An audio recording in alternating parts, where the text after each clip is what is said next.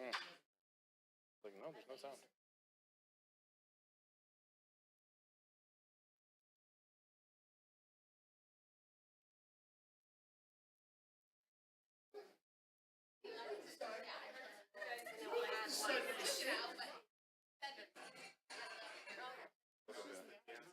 Okay. And then you want to just open it there or no?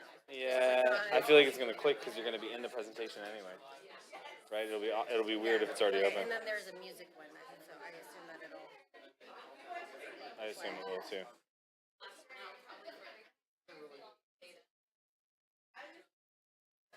He knows better than I do. I don't know why I'm the one doing. Keep going.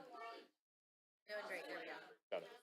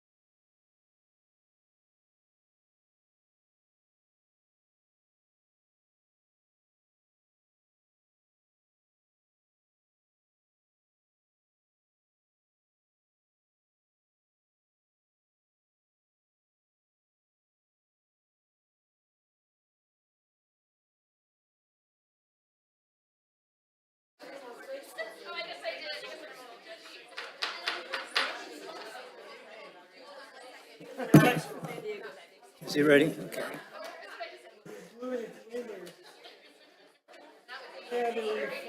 Good evening. Good evening.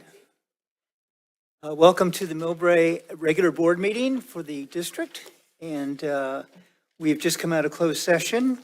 We're looking forward to our presentation tonight. That's exciting for me to see what Taylor's been doing. And we will take a report on the action taken in closed session. Maggie? No action was taken. Oh, yeah, but we are not finished, so we're going back into closed session after the board meeting. May I have a motion to approve the agenda for tonight? Motion to, Second, Frank. Okay. All those in favor? Aye.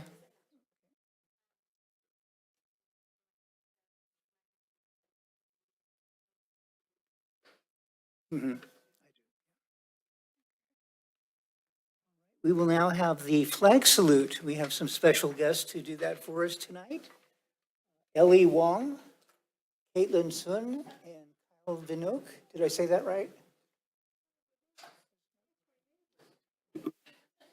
Please stand and face the flag.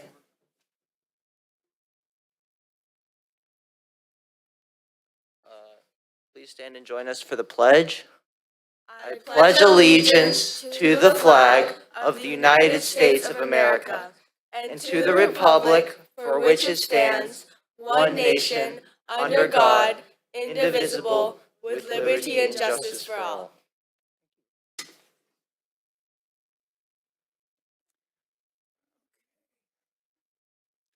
So our first item tonight is a presentation from our own Taylor Middle School. May I introduce Aaron?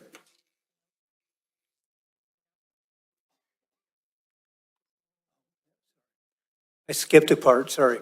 The announcement, this meeting is being recorded for the transcription of minutes. At this time, speakers wishing to address the board this evening should turn in completed speaker card to the board secretary. Good evening, President Fema, trustees, Superintendent French, and district staff. When we returned fully to in-person learning in the 21-22 school year, we were plagued with the challenge of social interaction and appropriate communication. We worked tirelessly through the challenges, overcoming obstacles, and working in the best interest of students. We persevered and came into the 22-23 school year with great eagerness and enthusiasm. We are excited to share just a few of the things that we are doing at Taylor. When you come onto Taylor's campus, you will find caring, kind, compassionate teachers and staff who set high expectations for academics and behavior. There will always be laughing and love found here. We started the school year with some team building activities and focused on ask questions and build relationships. A great big thank you to our staff for always stepping up and being there for our students each day.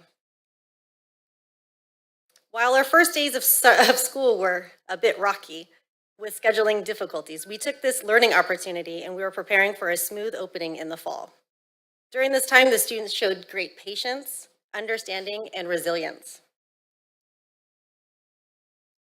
As schedule settled down, it came to our last outdoor ed trip. Our last sixth grade group went on their great adventure of night hikes, communal eating and sleeping, learned about the great things nature provides, and came back with stories they will tell their children. This school year, our leadership class put on 2 dances for the school community. While our first dance was full of fire alarms and middle school drama, we learned that what we should and shouldn't do for the spring dance. Fast forward to our second dance of the school year. It'll pop up. Our leadership team put together a playlist for the DJ. Our PTA again provided a surplus of food and beverages for the students to enjoy. Students were laughing, dancing. It's somewhere in there, yay, there. And had a great time. At one point, all students in the auditorium joined in a line dancing that they learned in PE.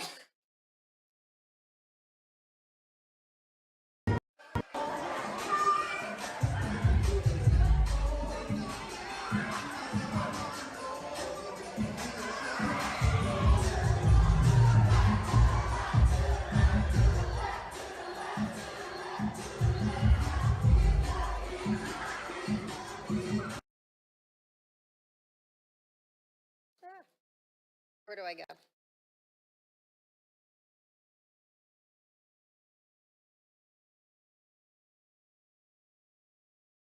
Third one? Thank you. Throughout the school year, our leadership class, run by Mr. Panetta, puts on endless activities for the students.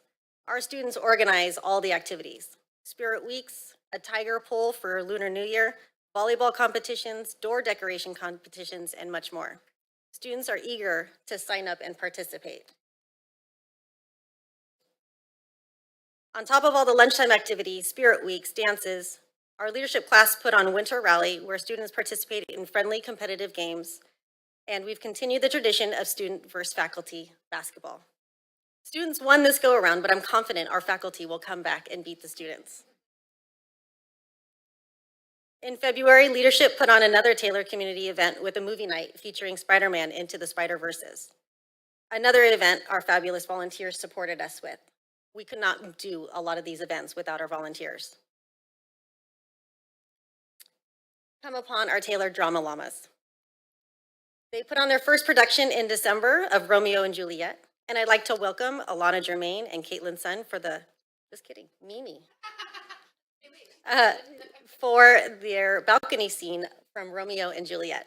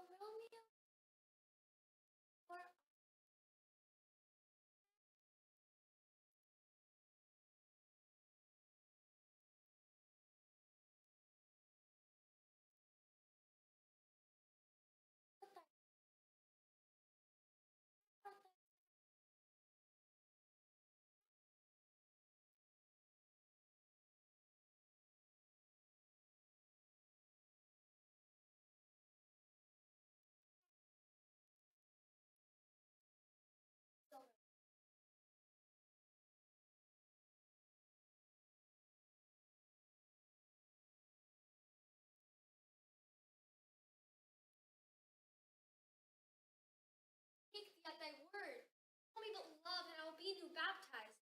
Henceforth, I will never be Romeo.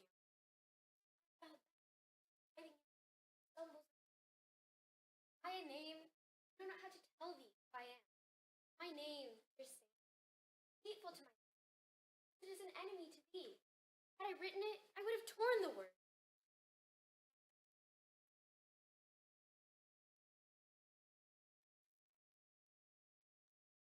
I therefore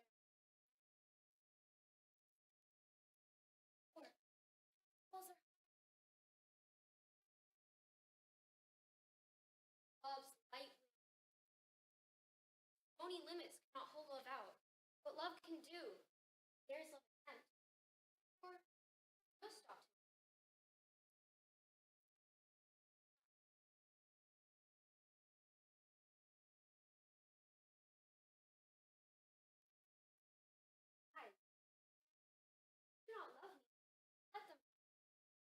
life were better and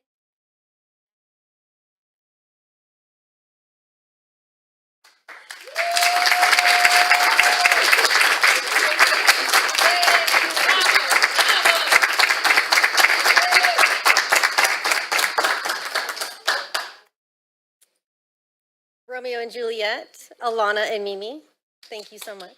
Great performance. We do have our performance coming up in May for Aladdin that we hope that you will enjoy with us. We held a watch party for our students on December 14th of France versus Morocco, in which France won 2-0. Classes joined me and Mr. Slauson in the auditorium. The buzz around campus was nothing like any other. Those who enjoy soccer and those who enjoy the various cultural experience watching the games was phenomenal. There was great energy all throughout campus while the World Cup was going on. No Place for Hate, we launched it with our Hot Diggity Dog. Our students followed it up with an assembly that they created, and we had our signing of 5 pledges throughout. While we did have our pledge, we are still continuing to work on appropriate language and interactions, and it's a learning opportunity for us all. Our Bark, lots of clubs. They are coming back with students and staff enjoying the energy around them. This is the Bark Club run by Miss Seguenza. Students can earn Bark Bucks by doing the right thing, and then they can purchase or participate in activities that they do at lunchtime. A couple of these activities include painting pumpkins at Halloween and spoon races on the field. Let's eat. Who doesn't enjoy food? Nothing brings people together like food. Each month, Mr. Slauson and I try to show our staff appreciation through food. We quickly learned last year how much they love chocolate and sweets. Leading up to spring break can be exhausting for anyone in education. Like I've mentioned before, our staff continue to step up every single day. I honestly don't know if there's been a day that we haven't asked for sub coverage. So as our 8th graders were headed off to Washington, we had an influx of ducks migrate to campus. Students would find ducks all around campus. Many would pick them up and relocate them somewhere else for another student to find. While Mr. Lee and Ms. Fiore created this migration, Mr. Slauson, Ms. Thomas, and I put together a ducky raffle for our staff. It was a great time to see so much excitement for the ducky drawings each day where staff won gift certificates or Starbucks tumblers. In collaboration with our PTA and Mr. Chen, students learn about probabilities and mathematical concepts through games at lunchtime on Thursdays. Ms. Seguenza also opens up the library for students to enjoy tabletop games during lunch. Some build Legos, others participate in Jenga, a good chess match, and many more games. Our newest addition to our club is our Poly Club. This wonderful group of students plan on putting together a performance and educating our community about the Polynesian culture. This is just a snippet of some of our classroom activities and lessons that our fabulous teachers create. Some of these activities include adventures on the Silk Road, conducting science experiments and observations, and a math lesson. With that, Mr. Lee also coordinates 2 competitions per year. This was the competition in February. Although we did not place, it was a really great experience for the students to see.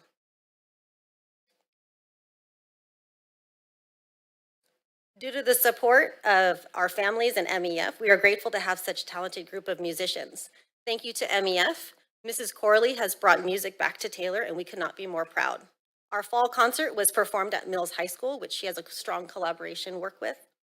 And our spring concert was just recently performed, in which Trustee Barbaro attended, performed at the Shea Center. Let's listen to a snippet of their recent production. Just kidding.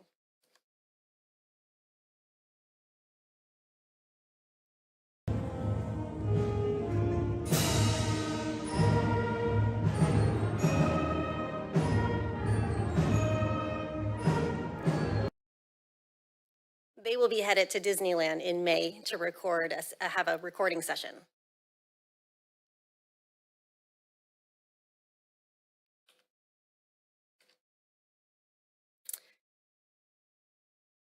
Three times a week, students in Mr. Milch's KTLR class put on a production of our morning announcements. This video is in our green room highlighting their Rubik's Cube competition. Let's take a look. They're so incredibly fast. Thanks, guys, and I'm so excited to be hosting the Rubik's Cube competition. Behind the desk, we have Luca and Lucas, and remember, this is the quarterfinals, so the winner of this round will move on to the semifinals.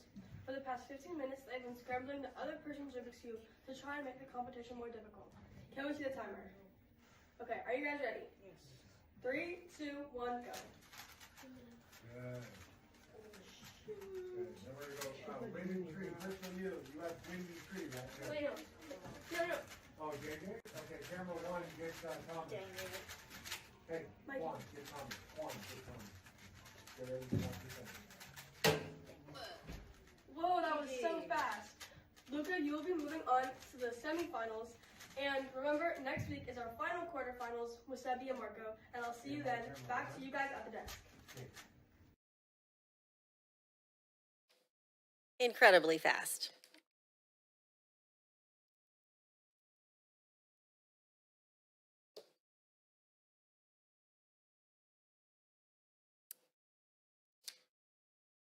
I've lost one of my notes. Our 8th graders just joined back from Sojourn to the Past, in which Mr. Slauson, Mr. Radinsky, and Ms. Richardson, and Mr. Petnari joined them with parent volunteers as well, visiting multiple sites and learning great things through history. Our pancake breakfast was put on in collaboration with our Millbrae Lions Club. Families enjoyed pancakes, sausages, drinks, and games. This is just one example of our PTA events that they've held this year. Last year, Kim Beliso and many other families assisted in bringing our Taylor PTA back to life. With their continued assistance, our new PTA board has been able to go above and beyond with events and support. Our parents are eager to support our Taylor students and faculty. These are just a few of the ways that they've been supporting us this year. We are grateful to have such a caring and active group of parents.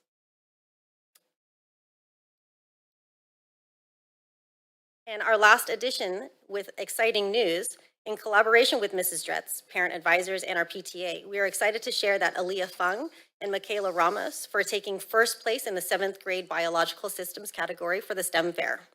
They are now moving on to the California State Fair in Los Angeles. And we also want to congratulate Samuel Huang for taking 2nd place in material science category.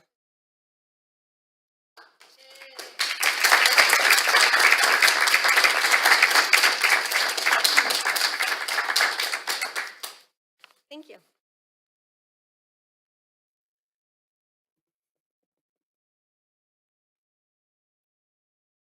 Okay, well, thank you so much. Do I have comments from board members? Nikki?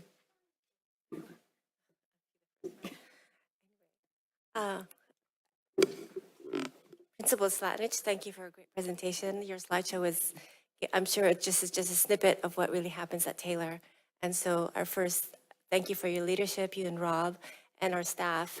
But really the shout out, big shout out is to our students, because we've had all of our elementary presentations and we saw the basics of what they do at elementary. And when the kids get to Taylor, you kind of see them flourish, because you got the music, you got the extracurricular activities, the drama, the sojourn. There's so much going on, and it's great to see that there's so many opportunities for kids to experiment with before they go into high school, because we all, at some point, we all learn to read and write and all this stuff, but a lot of the kids do have the other passions of sports or music or drama and stuff. And so it's good to see that Taylor is still offering a lot of great programs to give kids opportunities. So I really want to say thank you. And like I said, great shout out to our students, because without you, we won't be here. And everything we do, every decision we make is because of you, and give you the best opportunities we have. And another shout out is to our parents, because without your involvement, without your volunteerism, as our principal said, we can't do this work alone. So again, thank you for a great presentation, and looking forward to coming to visit you and see more of the drama. I'm sure we have another drama event going on, right, in the spring? And so, in May, right? So anyway, make sure you invite us. So thank you so much. Yeah, Ditto, ditto, ditto. Aaron and Rob, it's just amazing to see all the things that you do at a middle school campus. Having most of my experience at the elementary level, it's just so refreshing to see that you've brought back your PTA, which speaks volumes about your leadership, because getting your community of volunteers and your PTA involved it brings a much richer environment for your students. And our drama students, way to go. Mills and Cap are going to be all over you two. You did a great job. I mean, memorizing all those lines and everything, just excellent, excellent.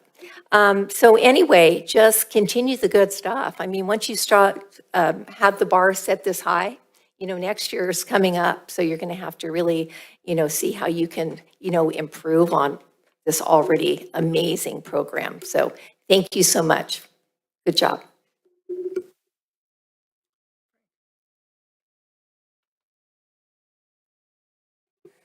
Taylor, wow, what a presentation. 15 years I've been coming here to city council chambers.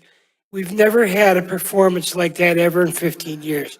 So thank you so much. And Romeo is really dear to my heart because we named one of our puppies Romeo. He's a beautiful German Shepherd. His name is Romeo. So that was fantastic. And the music concert that I went to about a week or so ago at the Shea Center was marvelous. It was unbelievable. I loved it. And the orchestra was just a full orchestra. I couldn't believe how many different instruments were up there playing. They played really well. Star Wars, I mean, they really hit it right on there. So, that and the fact that every morning I go to work and on my corner of my house, I watch the kids walk up the street and get crossed by the crossing guard. A lot of times I'll stand out there on the corner and talk to the crossing guard. And I can't believe the excitement that I see in these middle school aged kids. They're coming up the street, they're walking together, they're excited, they're talking, they just can't wait to get to their door. I don't know why, but they're excited about it. They're happy in school. And I can see that. My daughter Mariah is working at Taylor 5 days a week as a para, and so she'll come home at night and tell my wife and I about all the great things that are going on at Taylor and the kids and all the positive things that they do. And it's really exciting for us to hear that. So kudos to Aaron, a wonderful presentation tonight. So thank you, kids, for being here and performing. It was great. Thank you so much. Aaron. Thank you, Erin, for that great presentation. It was awesome to see all of the things that are going on at Taylor. It's actually giving me a lot of nostalgia, just having had my youngest graduate from there last year. So I was thinking about all of the dances and the Romeo and Juliet scene, which my son was a drama llama, and all of the things that are going on. It seems like Taylor is getting better and better with every single year. You guys came roaring back from the pandemic with all of these wonderful activities. It's so fantastic to see all these clubs coming back and really the excitement from all the students. And as Maggie said, I really am so pleased to see that there are so many opportunities for all kids to be able to participate. And, Taylor is a phenomenal school made up with, I think, the best staff. I really, truly think that it's got one of the most talented groups of teachers that really can work together as a team.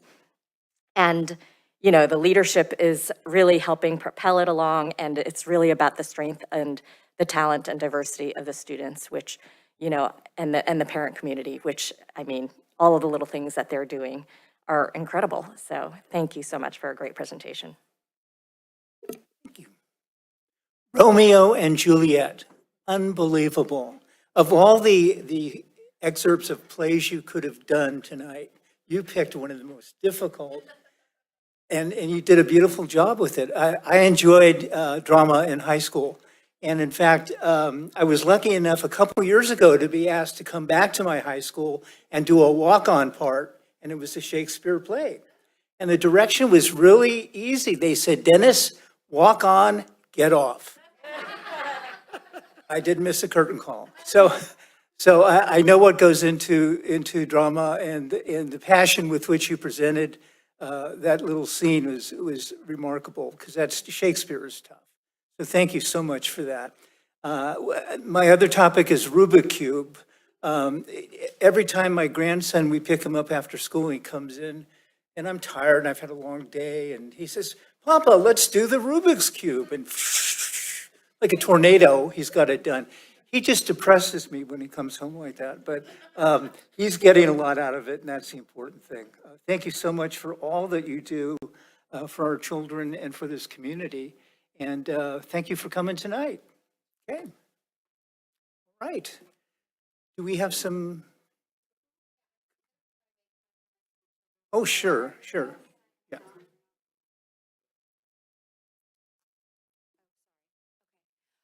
Well, thank you for allowing me just an opportunity before my update. I want to just start by thanking our principal, Erin Zlatnich at Taylor. She, just a side story, she was I think she was the first, outside of Claudia, she was the first person I met at, in Millbrae. And at the time, she was the lead negotiator for MEA. And I have always seen this incredible spark and excitement and innovation, kid-centered, adult-centered, just energy. And I don't know that I have had the opportunity to see that just displayed more brightly than in the work that Erin does at Taylor. So I want to thank Erin for her daily grind of coming to school, even when we know behind the scenes that you could probably run into your office and need a nap. You just keep on going and you do it with such amazing grace. So thank you so much for the work that you do on behalf of the students and the staff and the community at Taylor. It's greatly valued. I want to say thank you to the students who led us in the pledge. Such an important part of what we do every day. And I just appreciated your great confidence as you came up and led us in the pledge. So thank you for that. And to Romeo and Juliet, I've yet to see a better production of the balcony scene of Romeo and Juliet. And I have had the honor of seeing that in multiple locations. And so I'm a theater junkie. It's a private thing. I don't share it often for no other reason than I don't have a lot of time anymore, but you two were amazing. And it's stunning to me in today's world when I hear our kids speak, to listen to the way that you were able to just make Shakespeare come alive in this room today is amazing. So thank you so much. And thank you to Mr. Petnari who leads that. What an amazing gift that you have for our kids. So thank you so much. I see, who else is in the room? Mr. Radinsky from Taylor. Thank you to Mr. Radinsky for his continued commitment in all areas, coming back from Sojourn. And I'm sure had a great time with all the kids. I know I have probably 100 photographs from Mr. Slauson that show the great time. And then of course, to Diana, who is sitting behind Mr. Rodinsky. And we all know the truth of what happens in a school is that we may think that the principals lead us, but we all know we're led only by our office assistant and our custodian. So I want to thank Diana for her incredible work in keeping that school going. Because something Ms. Latnich said, I looked to Claudia, I said it's true. There has not been a day yet at Taylor where there hasn't been a sub needed. And Diana is coordinating that each and every day. And that's just one of the 97 things that she has to do before that first bell rings. So thank you to Diana, to our PTA, to our parents, our community. We talk about it a lot, obviously with the district office being so close. We just have the privilege of being able to walk onto Taylor's, campus without anyone even knowing we're there. And there's just such a great vibe there this year. The kids are playing, there's a great energy, we see a different level of behavior, involvement. It's just all been really fantastic. So thank you to Taylor for all that you're doing. We're really proud of you.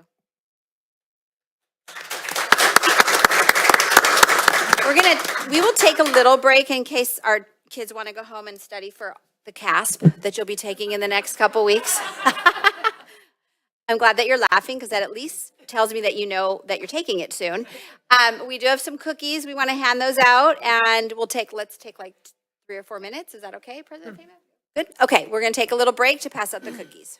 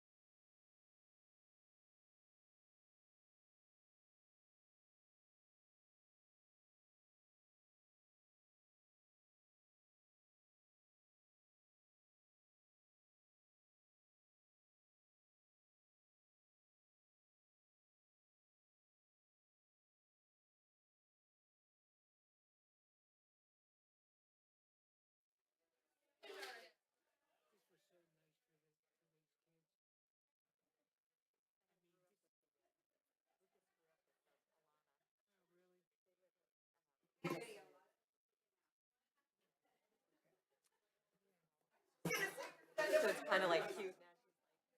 Welcome back.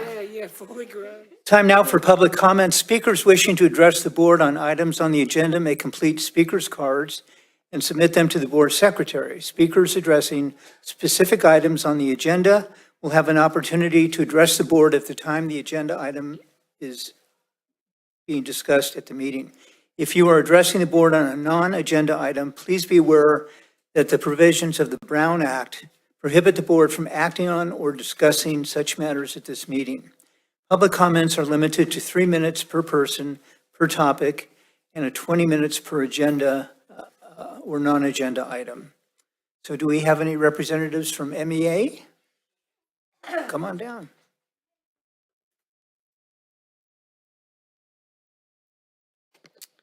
All right. Good evening, President Fama, trustees, and Superintendent French.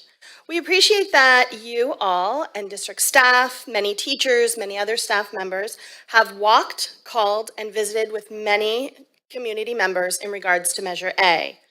Our neighbors have been very supportive. We hope that Measure A will pass this coming May. Thank you. Thank you. CSEA? MEF? Members of the community? Okay, seeing none. Okay, we'll move to the superintendent's update.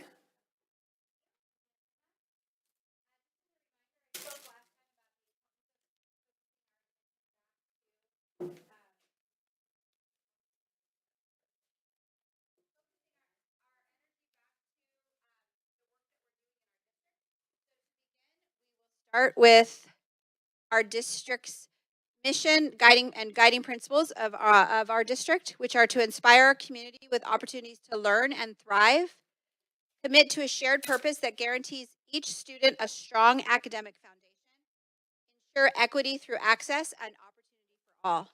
And the vision of our school district is to nurture emotional intelligence, promote a passion for learning, foster an innovative learning environment, and connect self and learning to the world. Next, we'll talk a little bit about our LCAP goals. You may know, and I'm sure all of you in the room do, that LCAP stands for Local Control Accountability Plan. It's required across the state of California that every district have an LCAP. We revise the LCAP annually, and every 3 years we engage in a complete rewrite of the LCAP based upon data, all types of data points, not necessarily just academic data. We're talking attendance data, emotional data, social emotional data, all the data that's represented in our goals. So our first goal, I won't read it in its entirety, but our first goal we would sort of categorize as our student achievement goal, as well as our relationship to the work that we're doing in our PLCs. Our second goal is our work that we're doing with our social emotional learning and MTSS. So what are we doing through our tiered supports, both academically and socially and emotionally, that are helping our students specific targets. And we have some targets set for 2024 that are measured through all of the assessments that we are giving in our social emotional arena, our academic arena, as well as our California Healthy Kids Survey. Our goal 3 is to ensure that we have student, staff, and family engagement and connectedness to schools. And we want these to be very deliberate efforts, but very authentic efforts. So how do we make sure that we're engaging regularly with our community to ensure the type of feedback that we need to continue to improve as an organization? Tonight's a great example of an engagement opportunity with our team at Taylor. Our spotlights are an engagement, but not necessarily authentic. They're planned, right? They're prepared, and it's not necessarily a full representation of the school. Not everybody is here. However, it's a very good way to engage our show our community what's happening and spotlight what's happening at each of our schools. We're going to be having an event on April 19th and April 26th, which is our hopefully first annual. I'm going to be optimistic and start it with that, our community block parties that I'll talk about in just a second. Our goal 4 is all about attendance.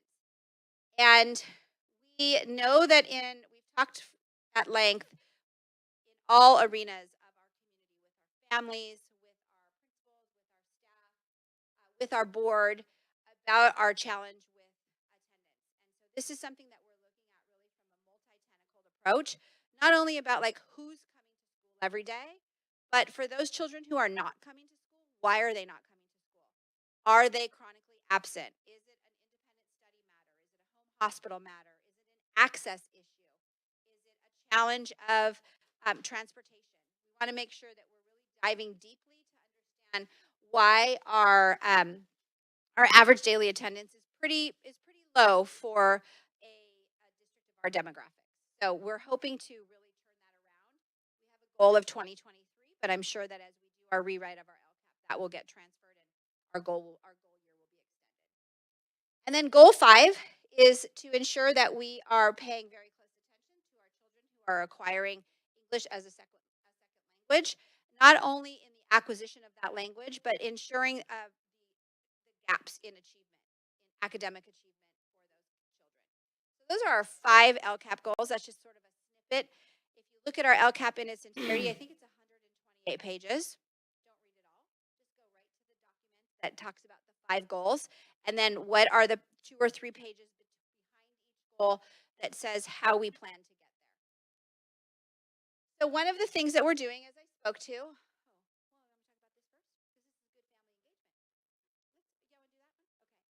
this is our last time that we'll be showing this flyer for our block parties. We are hosting our first annual block parties on April 19th and April 26th. April 19th will be held at Lamita Park, and it will be for our students at Lamita Park and Green Hills. And I think we can announce now pretty securely that we've got some pretty exciting things planned. It's an opportunity for our families to come out and hear their children during student performances. We have at least 2 performances from most of our schools.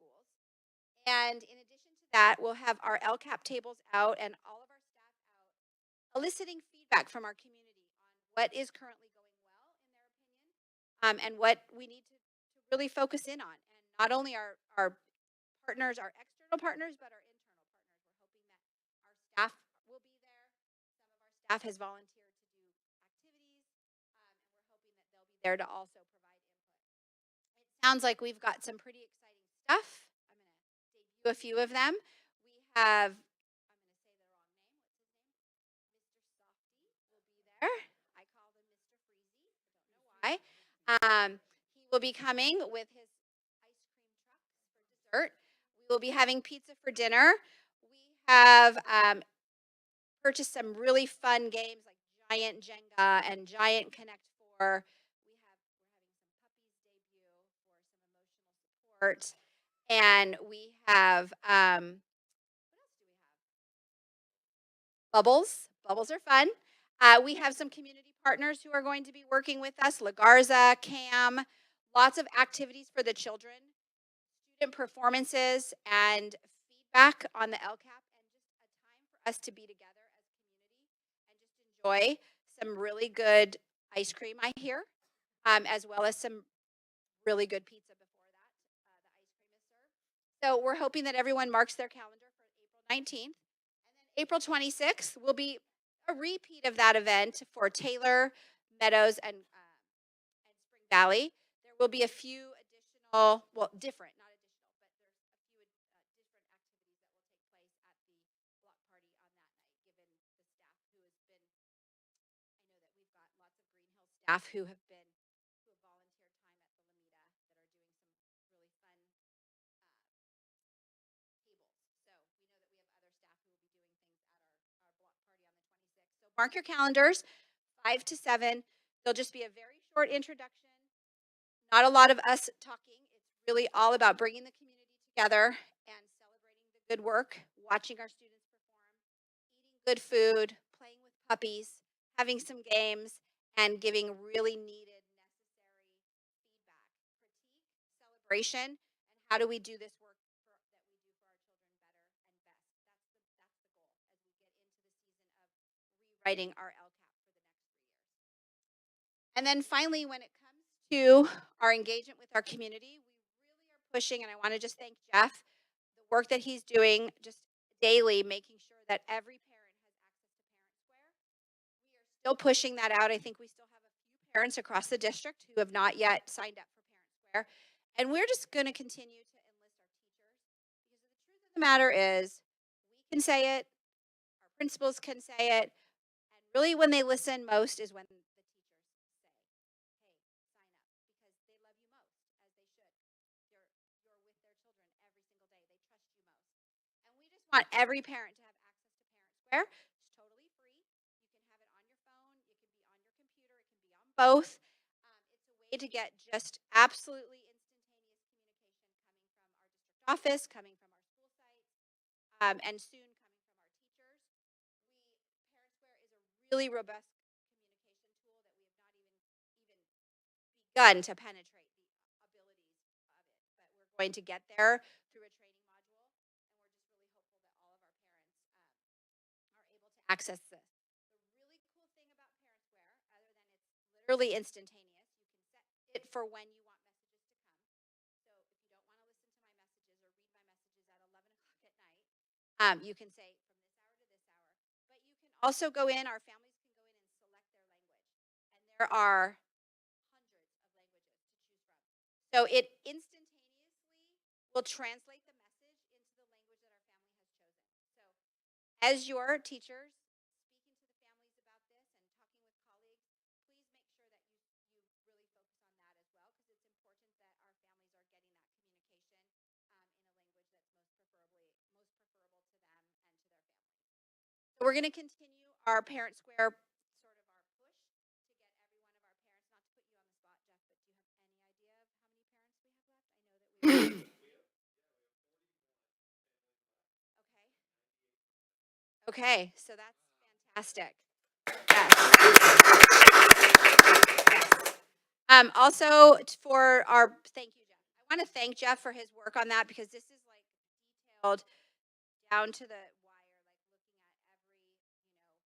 school and where we're still missing and who maybe we have the wrong numbers for, what we need to do to make sure. Our goal is 100% of our families are being communicated every time we send something out. I am a recipient of all the Parent Squares, and so I love to see it. I get, that's why when Erin said something today about a date, I looked at, I have that date wrong. So it's really lovely to see all the messaging that's going out and the very robust communication that's coming from all of our schools. And then another number that I think is important. Right now we have 91 people who have RSVP'd for our Lamita Park Green Hills night, and 68 who have RSVP'd for our Taylor night for Taylor Meadows and Spring Valley. So spread the word. If you can keep telling families about it. It's not just for our external partners. It's our internal partners. We'd love to have every staff member come to each one of our LCAP tables, have some ice cream, have some pizza, play with the puppies, play around a Jenga, and just be together in community. We're really looking forward to just the excellence that can come from hearing from perspectives about folks who are really sort of the consumers of the work that we're doing in our LCAP. It's most important. It's good for us to look at it from a data point, but it really comes alive when we're talking to a parent who has a child who is acquiring the English language. When a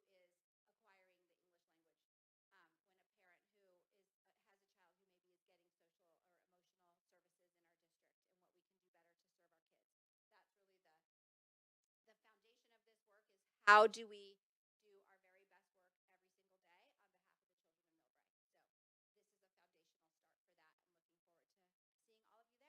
every single day on behalf of the children of Millbrae. So this is a foundational start for that. I'm looking forward to seeing all of you there. And we just know the weather's going to be beautiful. We do have a plan B if it isn't. But we're just going to hope for no rain on April 19th and April 26th. So, all right, that's it. Thank you. I just have a comment, Debbie.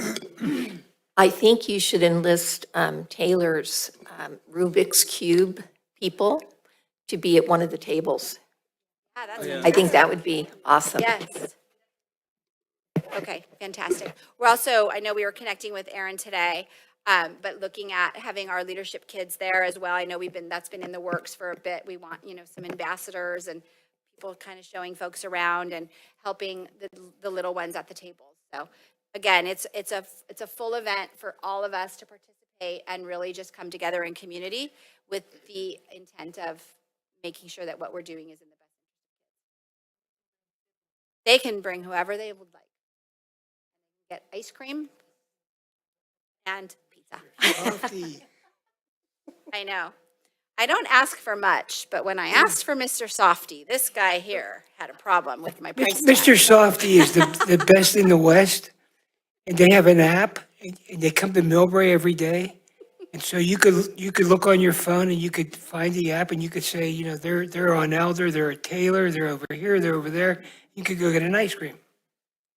I know that. There's a couple people in our office who do that. I do want to say Important publicly, we do have an I won't mention their name. Can I? Okay.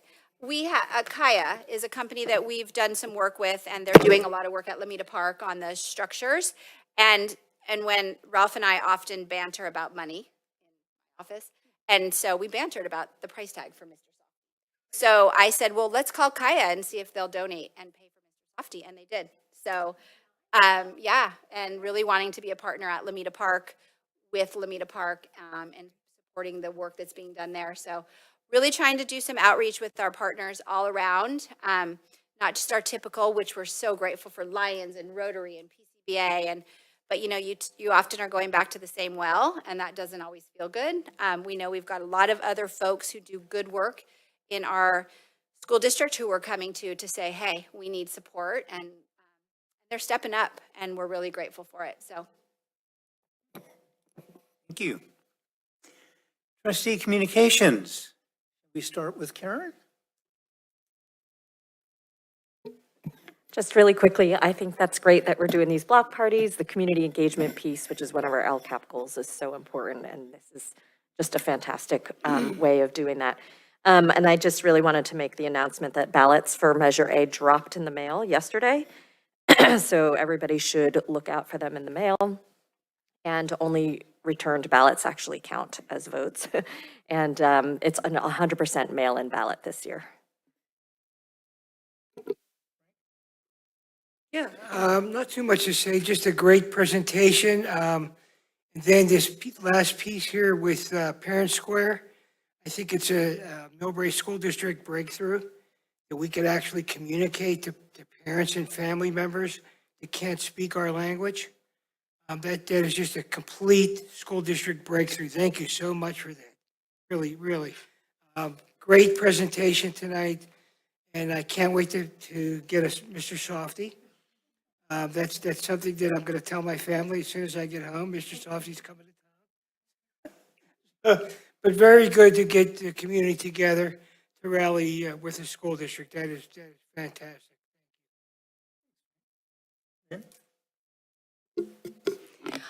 I want the app for Mr. Softy I'll share that. because I've heard so much about Mr. Softy, and yet I haven't had a Mr. Softy. So I need the app. So I'm district office. You're going to give, okay. A lot of napkins. Just another shout out for Taylor.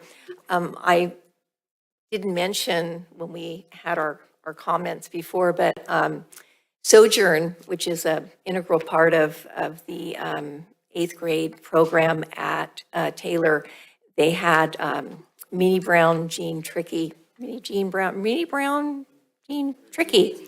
speaking the night before, or a couple nights before the students left, and she was just incredible in her delivery of her story, of her journey.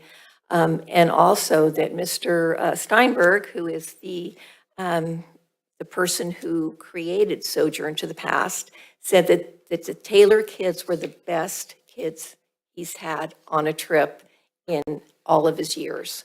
So kudos to our Taylor students because they just shone really, really brightly. So anyway, that's it.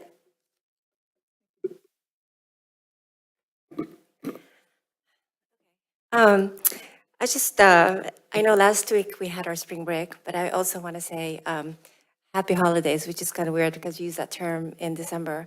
But springtime is also a time for celebration. And I do want to mention that about 2 weeks ago, the Ramadan started for a 30-day celebration of fasting. So I just want to say happy Ramadan for everyone that's fasting and celebrating. And I also want to say happy Passover because it starts tomorrow. And then, of course, that rolls into Easter. This Sunday is Easter, Catholic Easter, and Palm Sunday, Orthodox. So at my house, we celebrate two Easters, the Catholic and the Orthodox. So anyway, I thought about it, and I thought this is the time in around the spring that we never mention about the holidays that we celebrate all over. So I just wanted to, make that a tradition moving forward, because there's a lot of, different cultures and different experiences. I just want to say happy holidays to everyone for whatever holiday you're celebrating. The other thing I want to mention is the Kent Awards. As part of the San Mateo CSBA, I'm sure a lot of the teachers and staff are familiar with the Kent Awards that happens every year. And I know with the pandemic that's happened, it's kind of went away for a while. And now it's coming back this year. And so the due dates for the application is April 15th, and it's typically for school districts or teachers that come up with a program or something that they do in the classroom or at school site that actually is successful, and it's been applied for 2 years consistent. And so you can apply for the Kent Award, and then there's financial, depending on if you're, come in first place or second, whatever. But anyway, there's a grant that comes with it. So again, for all our staff, teachers, district office, if there's something that you guys started, created, that's been consistent for 2 years, to think about applying for the Kent Award. And the event is happening in May. Yeah. And so anyway, the due date is April 15th. So it's just a thought for our staff to think about. And maybe during the pandemic, we started something that we can, show off, and maybe other schools can learn from us. So, thank you. And our Meadows staff won the Kent Award for their buddy system when the county classes were housed at Meadows School. So it was very exciting, very exciting. And I didn't know that there's money attached to it now, because there was never any money. It was just the award. So a little bit of incentive there. Well, I'd like to thank you for your endorsement of Prop A tonight. I happened to get the flyer. Can I show it? I got my flyer today, and I love it because they spelled my name right. Doesn't always happen that way. Only one N in my first name. So it's really a beautiful flyer, and I can tell from this that we have many people endorsing the proposition. So thank you for mentioning it tonight. My only other question is on the block parties. Do we have to wait for the ice cream until after the pizza, or can we just go right? I said that, and I thought there's probably some people in the room that would prefer dessert first. So whatever suits, whatever, makes you happy. Okay, so you heard it here. We can have ice cream first. Thank you. Okay, thank Does you. Mr. Softy wear a costume? I don't know Mr. Softy personally. Ralph says for that price, he better. I am going to say if Mr. Softy's watching tonight, however, we should get a discount because we're doing some major marketing / advertising for Mr. Softy. And does he play music on We're his gonna, truck? I don't know, but Yes, he does. should for. He rings a bell, and he Yes. plays music. Yes, he does. Yeah. I just know there are some people in the district office with the app because I would go to look for someone and they're like, they're going to get Mr. Softy. I'm like, who's Mr. Softy and what does he do? And then they'd come back with ice cream and I'm like, oh, now I know. So, yeah. So we're going to make sure you all get the app. So he comes right down here on the side around 4 o'clock and gets all the Taylor kids that come down here. Oh, fool. Knows where to go. Maybe a cone head costume would be. Okay, so thanks very much. Consent agenda. Oh, trustee communications. We already did that, okay. Consent agenda, may I have a motion to approve? So moved. Second. Maggie, second. All those in favor? Aye. Motion carries. Discussion items, ELOP funding. Want to take that? Of course, thank you, President Fema. So tonight's purpose for having this on the agenda is truly that. It's a discussion item, not necessarily any action needed, but potentially some direction needed. You may know that this past year, the district was in receipt of, what was the total in, to be expended by June of 2023. So we are finalizing those dollars now. And next year's allocation, this year, we have it now, to be expended no later than June of 2024. And that's $1.1 million. The ELOP is, it comes with quite great opportunity, lots of money for enrichment opportunities for many of our children across the district. It, however, is a very restricted fund. And so there are some criteria that must be met. There are certain children who are able to participate in activities that are funded by ELOP, those kids who receive free or reduced lunch, who are homeless or foster children, and for some of them that fall within our unduplicated categories. But we'll leave the technicalities to us. Just know that there is very specific areas that the children have to for invitation. And then it's not that it's exclusionary of other children. It's just that 50% of the participating children do have to meet that category that I've just explained. And so we are currently pretty deep in the planning phases of the ELOP and how we would like to expend those dollars. It's important for the board to know that the requirement is that it be an extension of the day that extends the current school day to 6 p.m. And so whatever time, even so on a minimum day, it still has to go until 6 o'clock. On a regular release day, it still goes until 6 o'clock. And it can be a combination of all types of things. We can use the dollars to have our current staff participate, like we're currently doing with ACES. We're supplementing the ACES program right now with ELOP dollars. We are paying teachers who are providing support to their children, to not just their children, but children in the ELOP program. And we also are paying some of our classified staff who are providing additional support, some clerical support. All of those things are allowable expenditures. They will be also allowable next year.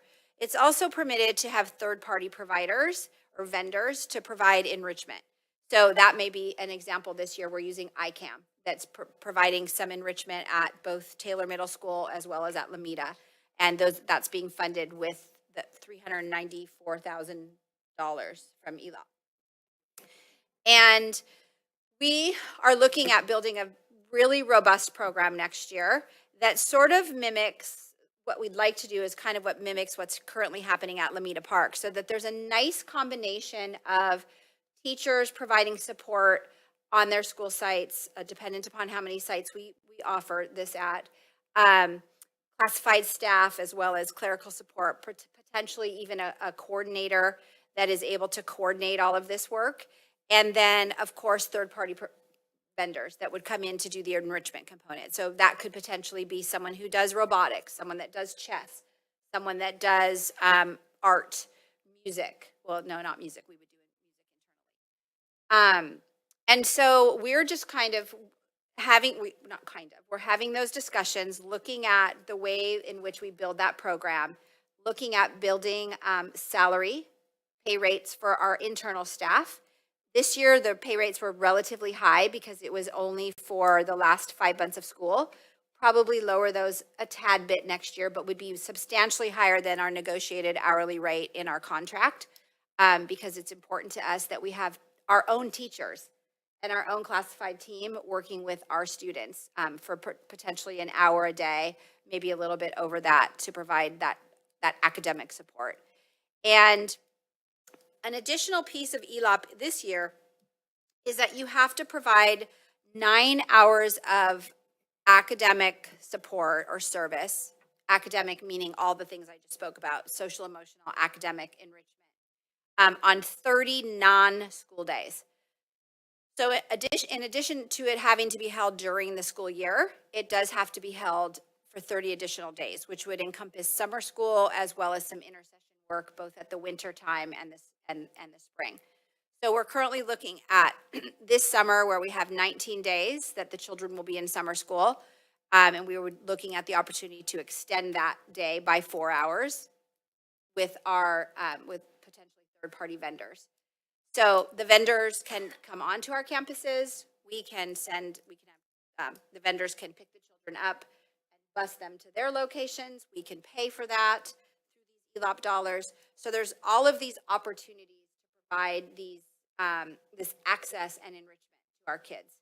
And so as we really narrow down the planning and look at the specifics that we'll be bringing back, we just wanted to sort of open up the discussion to see if there was specific thoughts from any of our board members or specific direction as a whole, so that we make sure that we take that into consideration as we're doing the final planning. We are working on a survey, which I think we've finalized, and that we're going to put out to staff to get input from staff. We also will likely have some sort of an input gathering at our community block party from like, what are your needs for your kids? What are the things that your kids are most interested in? I think it was Trustee Musu who said it tonight, and Trustee Ferrario. It's so fantastic at Taylor. Kids who play an instrument or in drama or, or play a sport, like there's something for everyone. So we want to make sure that that's sort of the hook to get our kids interested in being involved in our ELOP program. So surveying will be done both internally and externally to get that feedback. Did I miss anything? Discussion? I have a question. I know you're going to survey the teachers, but are we going to survey the parents, the community? Yeah, we haven't talked about the specifics of the surveying. We kind of want a captive audience where we can explain it. So probably at the block party on the 19th, it would be a little late, I realize, but we would still be working with the vendors to solidify that specifically for next year. But that would be more about like, what are the kinds of things your kids are interested in, right? Like, are they interested in chess? Are they interested in art? Are they interested in a sport? Are they interested in robotics? That kind of thing. So that includes Taylor students? Yes. All grades? So interesting, ELOP has a very strict, it's pretty strict on that. It's meant to serve children TK through 6th. So the only way that you can offer it to 7th and 8th graders is if it's offered to everyone throughout the district, which in our discussions today, we do know that we would be offering it to all of our children. The grant actually requires that with some transportation costs if necessary. But we would probably be tapping into some other dollars, one-time money, to be able to provide the same services for the 7th and 8th graders, but just paid for out of other money so that we are not tapping into that. We still have some other money that we can use to pay for our 7th and 8th graders. I think now at Taylor, Erin, do you know about how many kids are going to after school? And of how many of those would you say are 6th graders?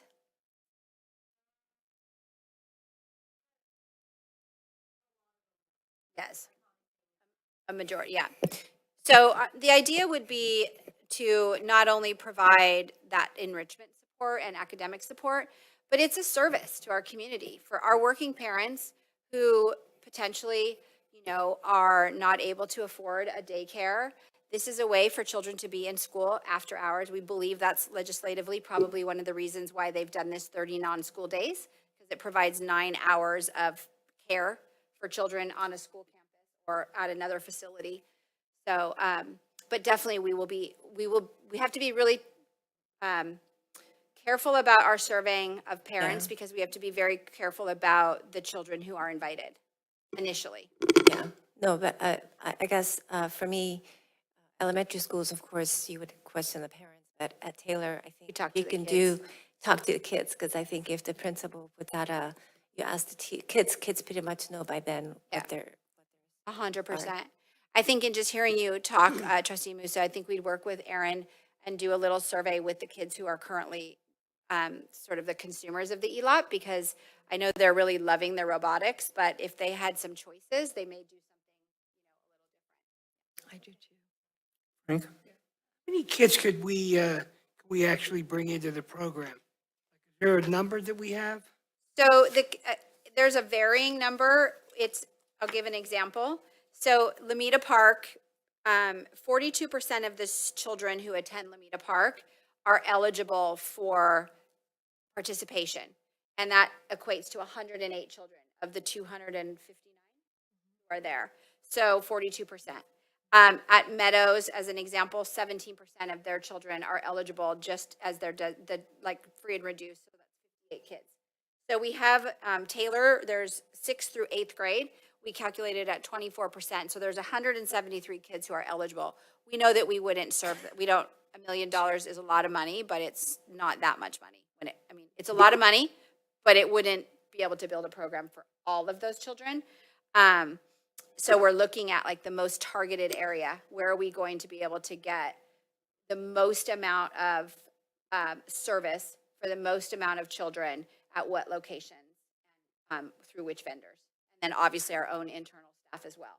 That's a big part of our surveying is, what are you interested potentially in teaching after school? Are you interested in doing like academic coaching? Are you interested in doing an enrichment class? I mean, if we have teachers who, I'm just going to use Meadows as an example, Anna Kelly, she's a STEAM person. It's like she may be interested. I'm just, sorry, Anna, if you're listening, I'm not asking you to do it, but I'm just saying, I'm using her as an example. Maybe she'd say, I would love to teach, 8 weeks of STEAM for 2 hours a day. I don't think she's going to say that. I'm just using that as an example. How great would that be rather than having to go to a third-party vendor to do that work? So we're not just asking teachers to say, or our classified team to do reading, math, social studies, and science. It could be something else. It could be an art extension. It could be a STEAM extension. It could be a music extension, all types of things. Yeah, I was just thinking in terms of Taylor, if the ELOP grant is, TK to 6, it would be important to look at the siblings involved at Taylor. So if you have 6th graders that could be invited, we'd have to look at their siblings as well, and just take that into consideration, because I think that's important at the middle school level. Of course. And we do believe that although ELOP, and we don't understand why it was just decided for TK through 6th. I mean, very few districts in the state of California that only go to 6th grade. But we would definitely keep that into consideration and then pay for that programming out of different. Right. And the other thing, Debbie, maybe you already mentioned it, but for our folks that are watching, the acronym ELOP stands for? Extended Learning Opportunity Program. Just ELOP and ELOG and ESSER and all the things. So right. Extended Learning Opportunity Program. Thank you. And thank you, because we talk in these acronyms and we forget that. I just want to clarify, it's not an ongoing monies. It's a one-time, just to clarify, it's a one-time Yes, thing. So thank you for that. it's not like So this time last year, we knew we had last year's money. We didn't know we would have this year's money. So it has been extended again, but there's no guarantee. It's what we decide, what we determine or define as categorical money. So it's not an ongoing commitment.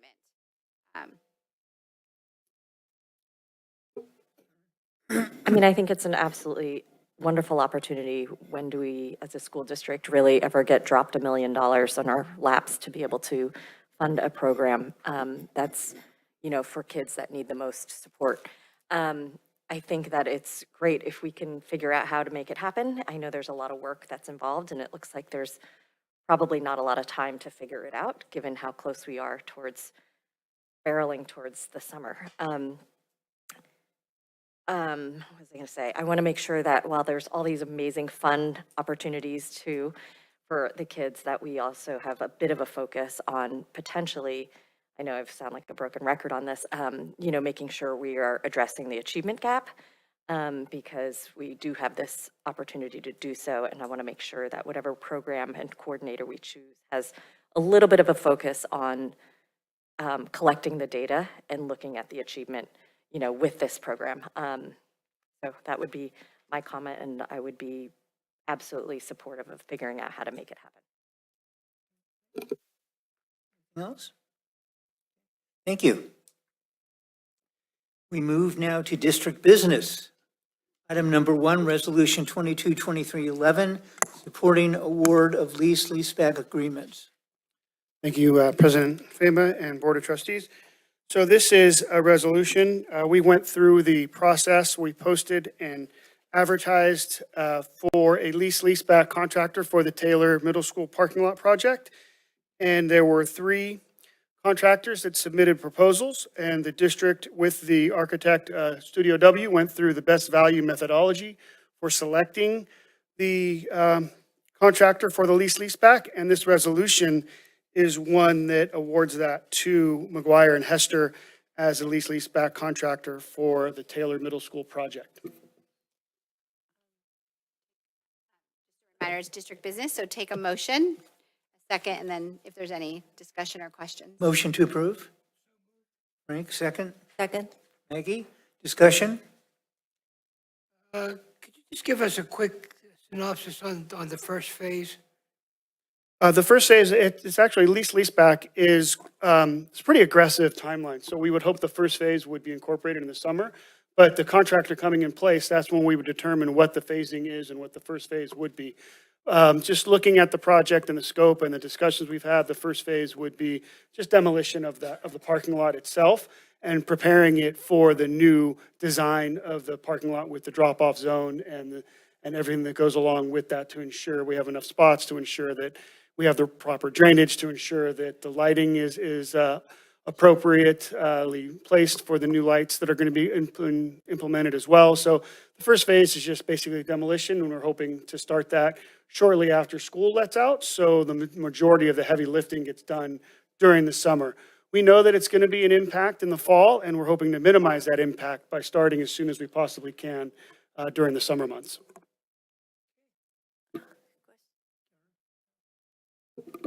Thank you for all the work. I had a question as to how many bidders actually bid on this process, and generally how we chose to select. I know you gave a page here that kind of outlines some of the criteria, but just a little more detail about the firm and why we specifically chose them. Yeah, absolutely. So there were 3 contractors that submitted proposals to be the lease-back contractor for the district.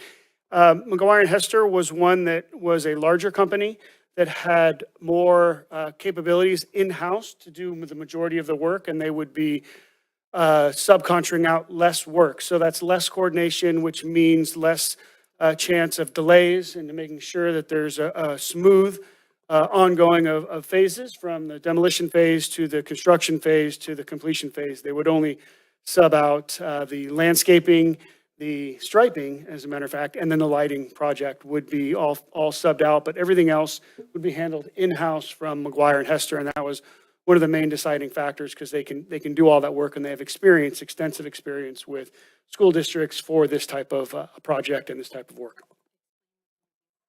The interview process, so there's a rubric scoring with what they submit. We went and evaluated the submittal of all the proposals, and then we had an interview. The architect, myself, Jeff, Director of Technology, and our maintenance and operations, Raul, was in the interview process where we were able to ask questions, get to know the contractors, and then ask follow-up questions about how they might handle the phasing of the projects, what their idea was of what areas would be phased in making sure that they're looking at the budget and knowing that we are a small district that doesn't have a lot of dollars, how they would make sure that we were getting the most bang for our buck, and knowing that we potentially have a bond coming up in 24, right? That would be something that they would take into consideration as well, and how we would stretch out that work if needed over time with the final phases. And just a quick clarification, the way the lease-back works is that we set a maximum price of which we'd already kind of approved, so that they're really only bidding within that constraint of the price that we have already set as a ceiling. Yeah, that's correct. So you already previously approved the maximum price for the project, and then this work would have to fall within that budget, and then the phases and the work would have to come making sure it's falling under that or at that maximum price guarantee.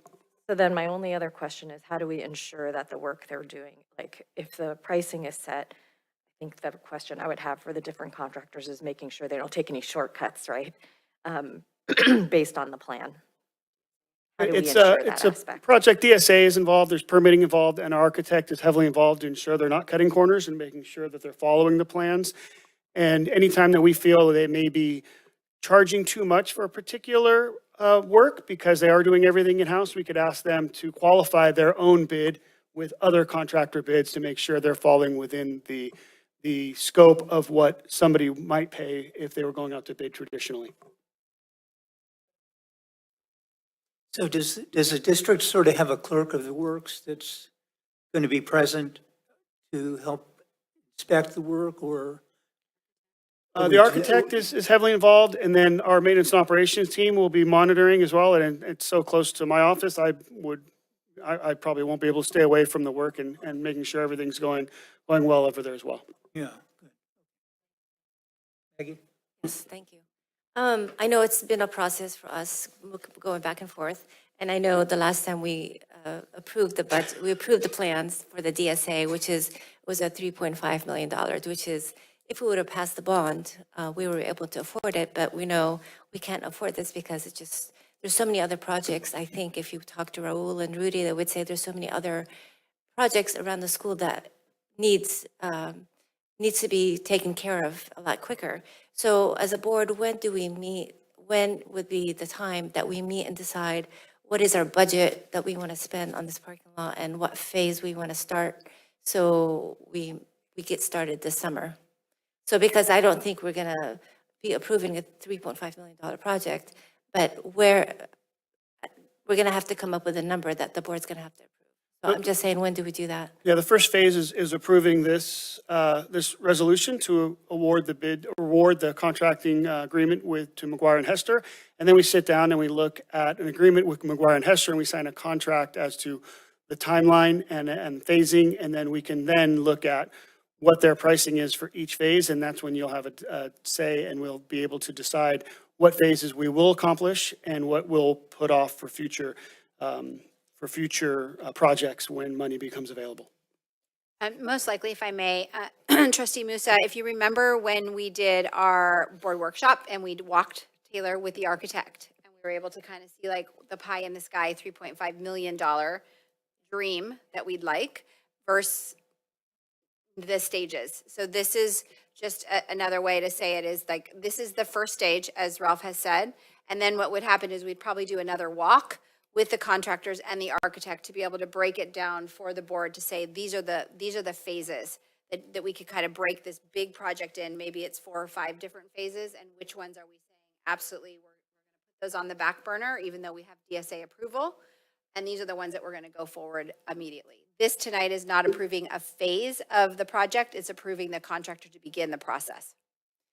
So I know we keep talking about phases, but assuming that we're going to go for the bond in 2024, and then that bond we can probably go with phase 1 and just basic redo parking lot, just to upgrade it a little bit, that would be phase 1. But if we do plan on phase 2 and 3, and if we don't go for a bond or don't pass it, there's a chance that we don't go for, that follow-up. And so we're not obligated to go through the other steps. We just have to, once we finish phase 2 first, we're not obligated for anything else if we don't have a bond. No, you're not obligated to complete the entirety of the project. Okay.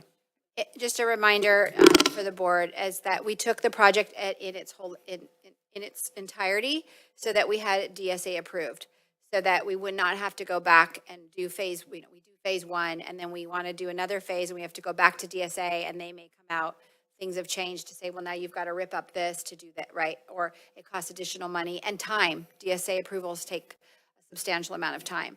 So you're not obligated to any phases of the project. We're just starting the process so that we can see what the phasing will look like and the cost of the project, like in each of its phases. One more question. In terms of the dollar amount, because, with all the inflation and everything going on with the economy, and whatever it was priced out this year, let's say we do phase 2 next year, is the number guaranteed? Because things are going up, the price of things. So do they come back and say it's going to cost us another $500,000 more? Is that a possibility? Those factors they tried to factor those in with that fee structure that you approved when Studio W presented the $3.2 million project as a whole. But, we can't control inflation, so there is a chance that, yes, inflation could drive costs up if we don't get the project done within a certain timeline. So those prices are today's prices. Tomorrow's prices could change. They could go lower, but my guess is they would probably go higher, and it would cost the district more if, the longer you wait and the more inflation rises over that time period. I guess when we meet for phase 1, I think that's something for us to consider, how we're going to structure phase 1 moving forward. And also, when we go on this next walkthrough with the architects, he would be prepared to give us a dollar amount on the different little things that we would hope to accomplish in phase one. Yeah, that's when we work with the contractor. So the leaseback is more of a collaborative process than your traditional bid and just design and build process. So that's where the architect has the final design. The contractor comes in and then puts prices to each of the designs and phases that the architect has seen. So you'll see some of those designs prior to the meetings with the contractor, and then we will give you information of what the contractor estimates the work to be done, whether that's the asphalt work or whether that's the new ADA access or whether that's the security fencing. So you'll see all the cost line items as the contractor gets more involved and sees the detailed designs of the architect. And also, I would hope that we would have a copy of the facilities master plan that we can look at to see where our other needs are at the other schools. So we kind of have an idea of kind of Yeah, that what money facilities we master want plan currently exists. It's from 2018. It's a little outdated, but that work was done back in 2018. And that's the guide that we are using for projects around the district. When I work with the maintenance and operations, specifically Raul, we talk about those projects and when we can put a time as to when they can be completed. But, you know, there are other emergencies that pop up and we have to take care of immediately that are not necessarily on that master plan, like the flooding that happened, we had to take care of that with the storms. So there's some specific things we have to take care of that become priorities over that. But that, you can see that document anytime. I can bring that to you next time.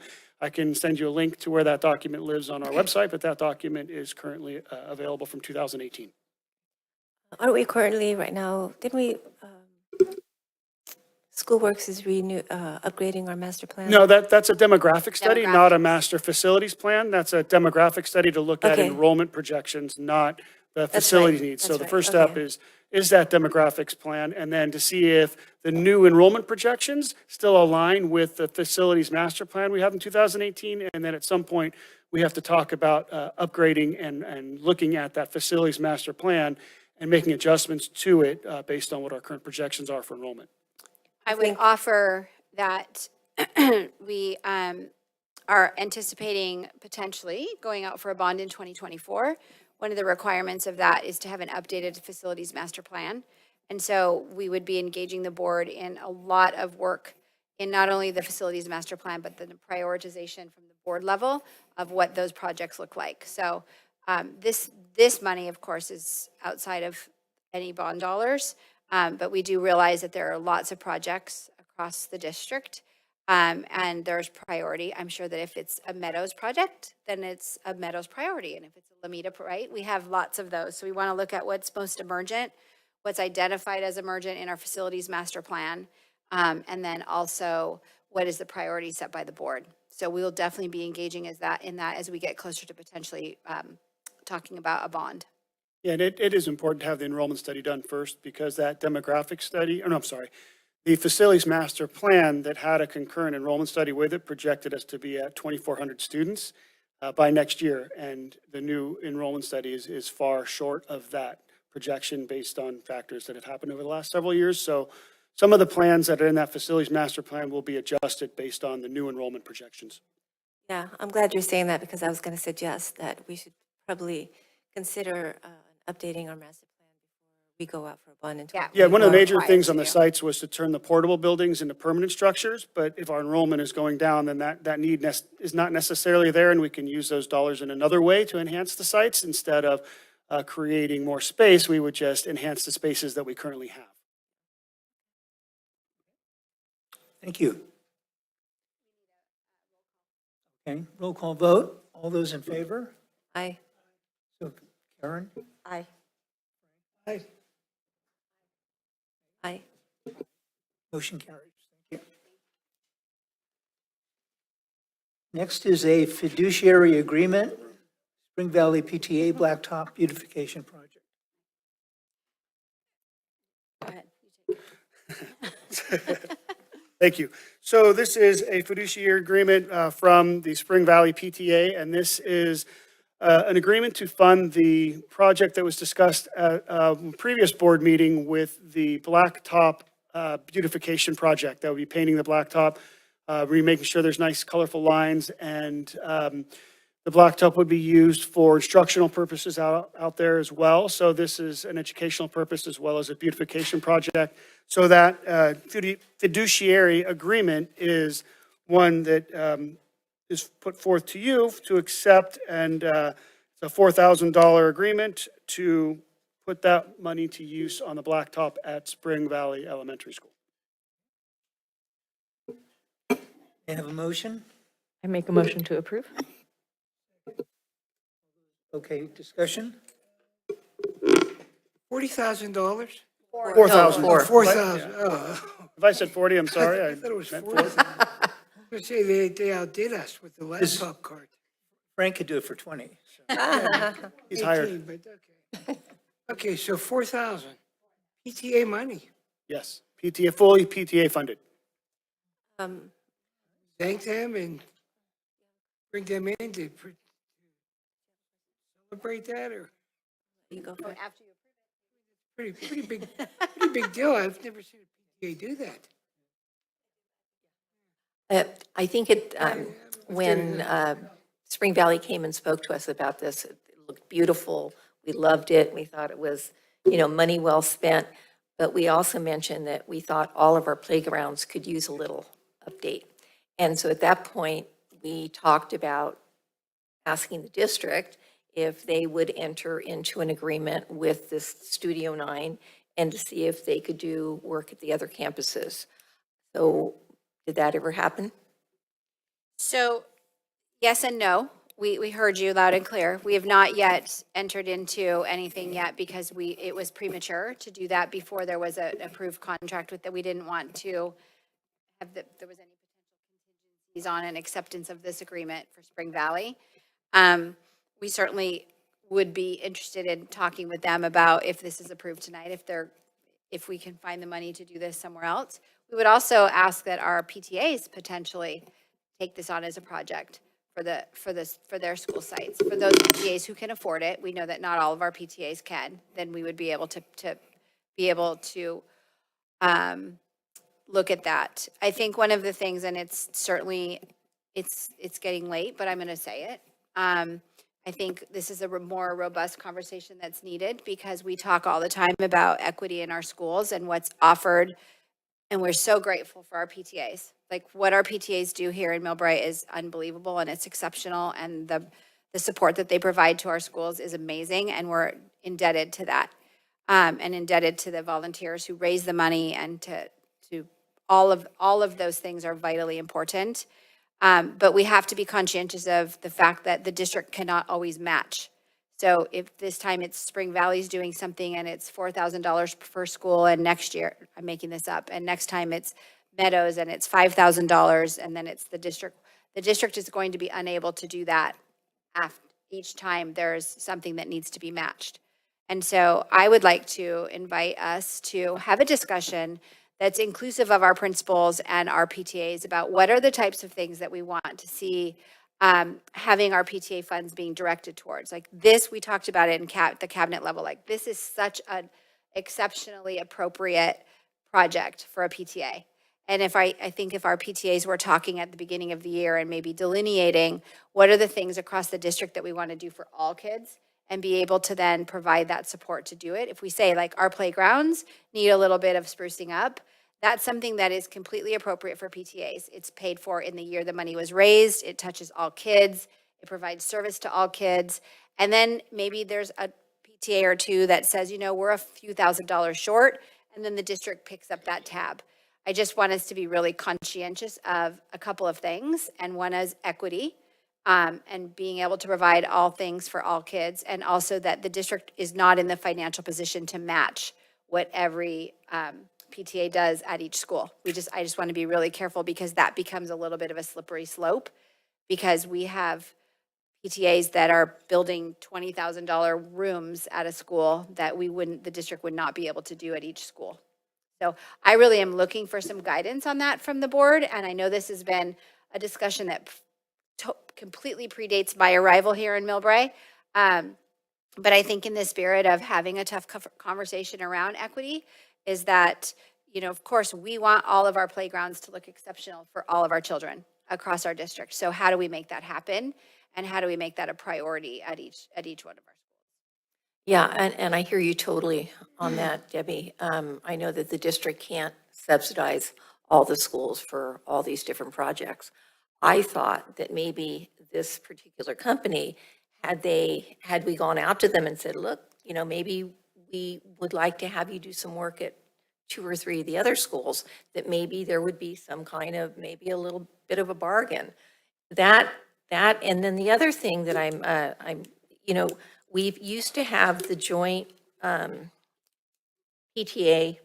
PTO meetings where we would do a lot of sharing and brainstorm about things that are, and I think we had one of the meetings, but I think we need to do more sharing between the sites, because it was obvious that Meadows came with an amazing program with their, their book nook and then their STEM lab, and then other schools are thinking, hey, well, that sounds pretty darn good. And there's a point at which we have to have these difficult conversations about equity. I mean, it just has to happen, because there are schools that the only playground that those kids have is the one at that school. Agreed. And I don't even have to tell you the name of that school. Agreed. And that school would really need some sprucing up to make sure that, our kids come to school and enjoy a nice surrounding. So anyway, that's just, I'm going to, get off of my soapbox. You No, know I do want to exactly say, where I though, stand, Trustee and I would Ferriero- never, ever misgrudge or, say, Spring Valley, you can't do that. I would never do that. They deserve that. PTA, like you say, did all the work. I love it. But at some point, we need to be, as a board and as a cabinet, we need to be aware of these things and put those priorities here. Yeah. At this Agreed. level. Agreed, and I apologize, Trustee Ferrario, if I gave the impression that we are not going to speak to them about providing us a deal. Because if, in fact, you approve it tonight, then we have a contract with them, and we can go back and say, we may be interested in doing something similar at our other school sites. What can you do for us now that it's not one school? Because we all know that things cost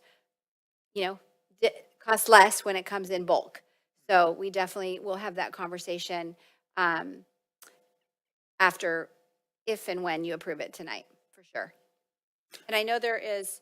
Well, what we can do is with the Lomita Park project that you've approved to move forward with, there's a lot of site work being done there. So now if you approve the next item, which is the agreement with 9 West, then we can ask them how they can enhance that project once the asphalt work is done at Lomita Park. We can see how we can bring them in at hopefully a minimal cost to get a beautification project there as well, once all the site work is completed with a new playground, new fencing, and new asphalt on that site. Right. Yeah. So the elephant in the room for me is redevelopment money. Looking at that, how much do we have? What can we do with it? Can we bring a little equity to the district with redevelopment money? Well, we can, but we have to remember that money is restricted in how we spend that. So we have to be careful what we're using that on. We can't use it for any project within the district. It has to be for projects that are enhancing and making capacity available for the school sites, because redevelopment money is money that is there because there's a potential increase in enrollment. And so that impact has to be considered when using the money for projects at the school sites. Does it enhance the enrollment? Does it increase the potential for enrollment capacity at the sites? So that's what that redevelopment money has to So be. is it that restricted, Ralph? Is it that restricted? Because I know that there's people in the city have been bringing it up to us about redevelopment money and how much money we're collecting and why aren't we doing this and why aren't we doing that? So it'd be better if we're more informed that we could answer them, what you just presented to us. Yeah, what we could do is we could bring to the board the guidelines for the spending of the redevelopment money, and then we can get some guidance as to how the district or how the board wants to to spend that money in alignment with the facilities master plan that we have and making sure that we're meeting all the needs of that as well. But that redevelopment money is restricted, and there's specific projects we have to spend it on, certain things we cannot spend it on. So we can bring that back to the board for an informational item on the guidelines for spending the redevelopment money. Okay. I remember, this reminds me of when we first came on the board, laptops were the big thing. And certain schools had the premier top of the line. Other schools struggled to have anything. And so it reminds me of that disparity.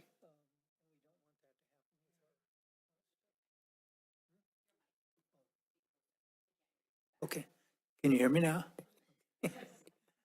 So anyway, just a comment. Okay.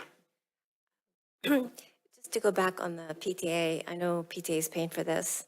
I know we talk about equity, and I get that. And I think going back to the joint meeting, typically before the PTA raises money, they already have kind of a preset beginning of the year with the principles of how the money is going to be spent, depending how much they spend it. In the old days, like Dennis said, that we used to buy technology, but now the district has a budget line for technology, so PTAs don't have to worry about that anymore.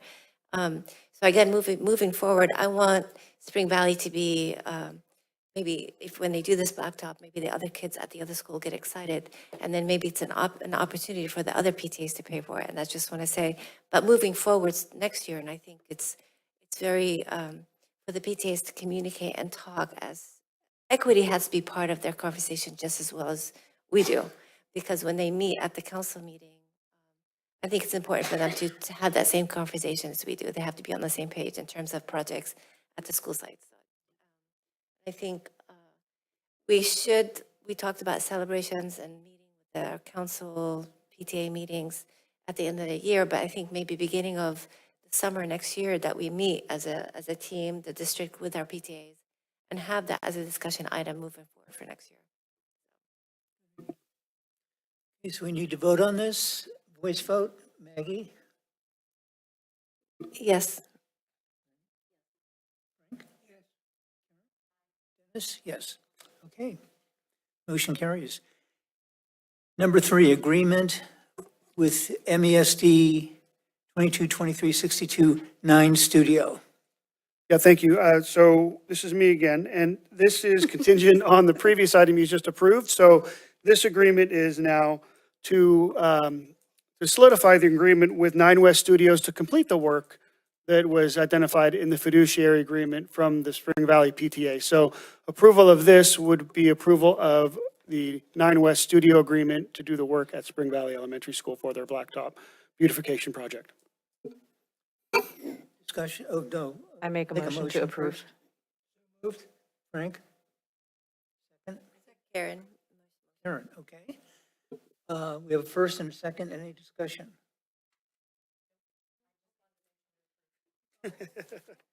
Quick question. When would this work be done? During the school hours, or was it going to be done in the summer? The original target was spring break, but we have missed that. So we're going to work with them on the most appropriate time with the least amount of disruption for the school site. So now that we've got the agreement in place, we can now look at the best possible time to do that with least disruption for the campus. And weather, obviously weather has a big factor as well. We can't paint in the rain. Good point. Thank you. Vote. Karen? Aye. Aye. Motion carries. Thank you. Possible future agenda items? Do we have anything Yes. for that? We're planning to bring, on April 18th, we're bringing back the discussion around PE. We've done some investigation and have some information, so look to be having a brief discussion around that, getting further direction from the board. Also, we're bringing back the homework policy. That was a request. We'll bring that on the 18th. And then we will bring the guidelines as a discussion item, the guidelines for redevelopment money, so that we can kind of have that public conversation around what that money can be spent on. I have one. So can we get a presentation for our maintenance people? I feel like after talking about master plan or talking about parking lot and other schools are listening, it would be great to hear from our maintenance, Raul, and did get a presentation of what they've done this year and what is their list of things that they feel like, and I'm sure, Ralph, you have it all memorized and on your desk, but for us as a board and the community to kind of see what we've done. I know this year we worked a lot on safety.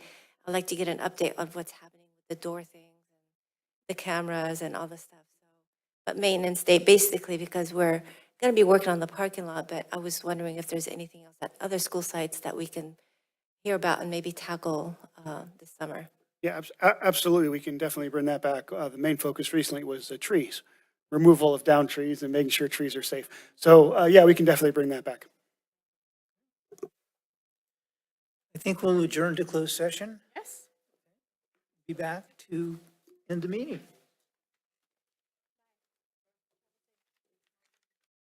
We need a motion to go back into. Second. Okay. Aye. Aye, aye, aye.